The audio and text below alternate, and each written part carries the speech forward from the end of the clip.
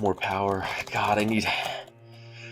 How to make your 1.5 Civic faster. What do you mean the L15 is the worst engine ever made? It's not that bad. On my 5th head gasket this week. More power. 1.5 just isn't enough. Wait, 1.5. 1.5 is like...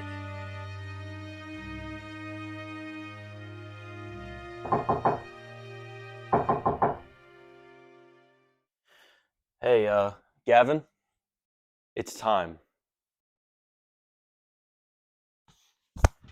Right here behind me is my 10th gen Civic Si, as many of you who follow the channel are familiar with.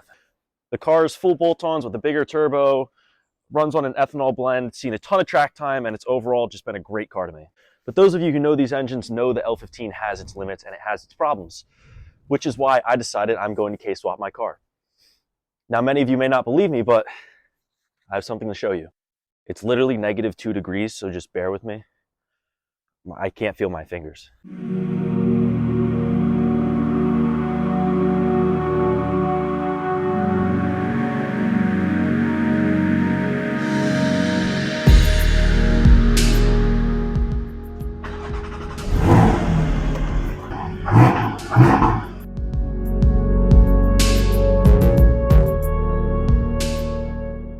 Sick, right? Hey man, what do you do for a living?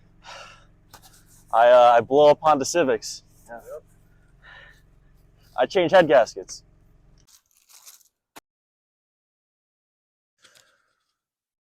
Oh wait, let me get in the light. K20C4 out of a Honda Accord, 2-liter turbo. And if you still don't believe me that this is my motor, my bank called me today because they're concerned about how much money I'm spending and they thought it might be fraud.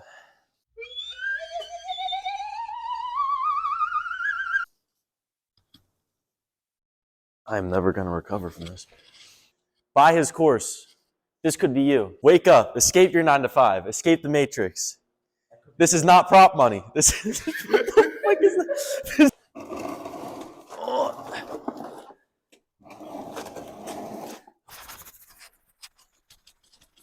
For those of you that don't know anything about these motors, this is a 2-liter turbo and it is like 95% similar to the Type R.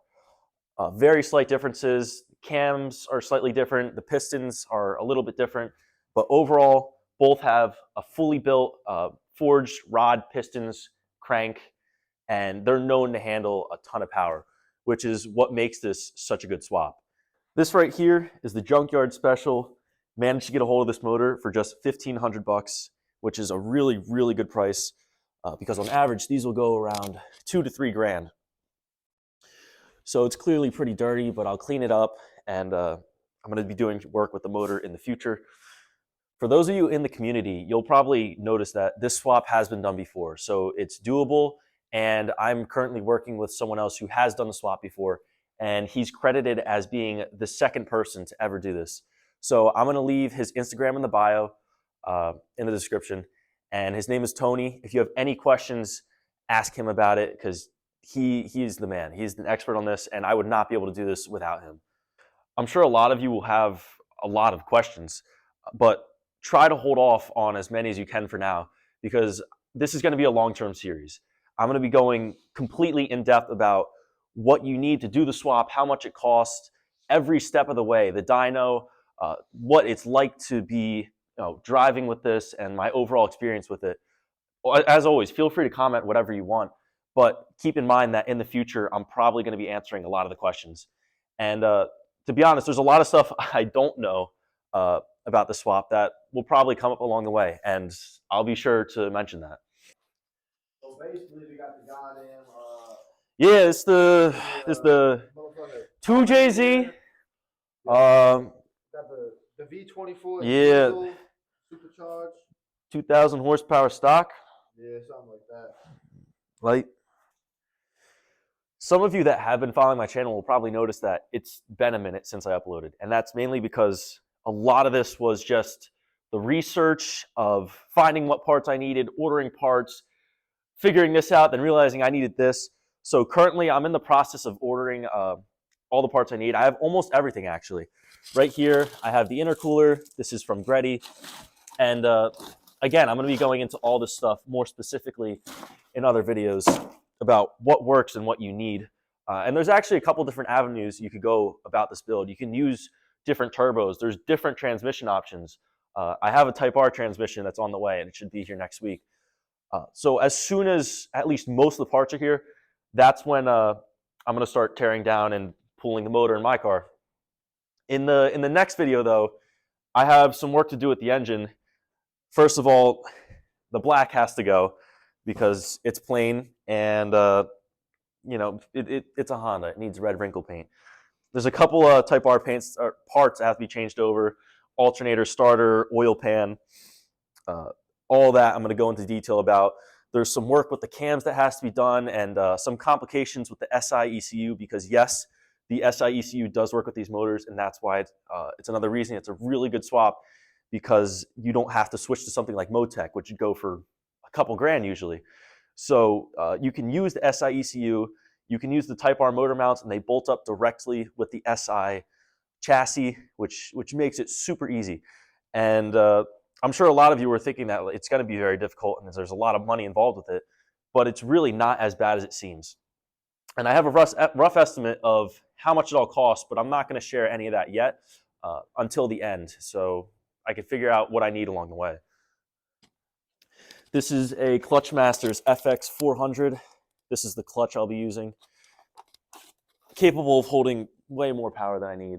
So if I do go to a bigger turbo or an alternative fuel source, this clutch will be more than capable of holding it. I'm waiting on a flywheel currently.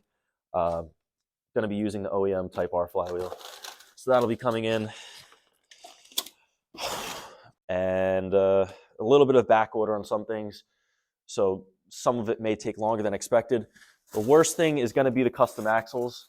Axles they have to be custom due to the shape and the dimensions of the spline in the hub and the overall length of the axles.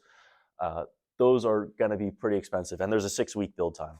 So from the time I pull my engine, I have to send them my half shaft, and then they're going to start building that, and it'll be 6 weeks at least until I can drive the car. I wanted to throw this in because I feel like it's important that I mention I'm going to be taking things more serious going forwards, because everything on the channel up until this point has sort of been experimental. Just testing what I like, what I don't like, what works, what doesn't. And I've learned sort of a rhythm at this point, and I know that I enjoy doing this. I like documenting the memories and helping people and making it fun and enjoyable. And this project is going to be a really big change for the channel to create more content and then hopefully lead into other projects in the future. I know I've been inconsistent in the past, so I'm trying to stick to more of a schedule now, especially that I have this project on my hands. It's certainly going to keep me busy. It's just so much to handle and balance sometimes, but expect more content, and things are going to pick up. So I'm really excited to say that, and I'm just super excited about this build overall. It's still surreal to me that this is happening, but it clearly is. And this video, there's nothing too crazy happening yet. This is just my official commitment to the build. Until I actually start tearing down the motor, I'll have some other content going on. I'll keep you guys updated on the build, but be excited because this is a big deal. I have some good power numbers in mind, and I'm really excited. I'm in contact with my tuner. He knows about it. This is going to be set up for the track, and it's going to be a beast. It's going to make a lot of good power. So be ready. Make sure you guys subscribe so you can follow along with the build, and I'll keep you updated.